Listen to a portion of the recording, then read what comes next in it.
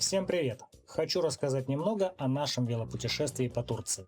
Наша команда из 4 человек добралась на самолете до Стамбула, с которого и началось наше велосипедное приключение. Сентябрь был выбран не случайно. В это время прекрасная, комфортная, нежаркая погода и спелые фрукты, которыми можно смело лакомиться. Полное отсутствие летающих кровососущих насекомых очень сильно радует. А какие здесь пейзажи! Знаете, только путешествуя на велосипеде можно увидеть такие места, в которые не добраться, например, на автомобиле. Хотя иной раз приходилось пешком катить своих железных коней в крутые подъемы. В первую очередь мы посетили Каппадокию и вживую увидели в запуск неба множество ярких воздушных шаров. Думаю, каждый должен хотя бы разок посмотреть на это фееричное зрелище. Далее наш путь пролегал через горы Центрального Тавра. Исторические и природные достопримечательности не переставляли нас удивлять своим масштабом.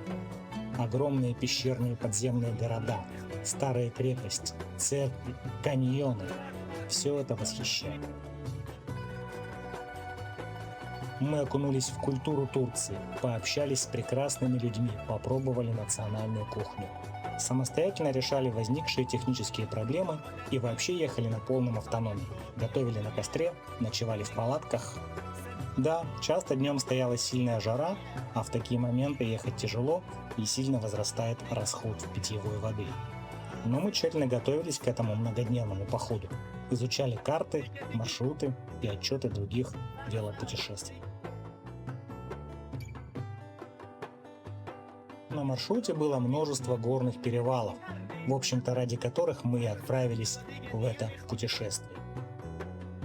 Самым высоким и самым желанным из них был трехтысячник.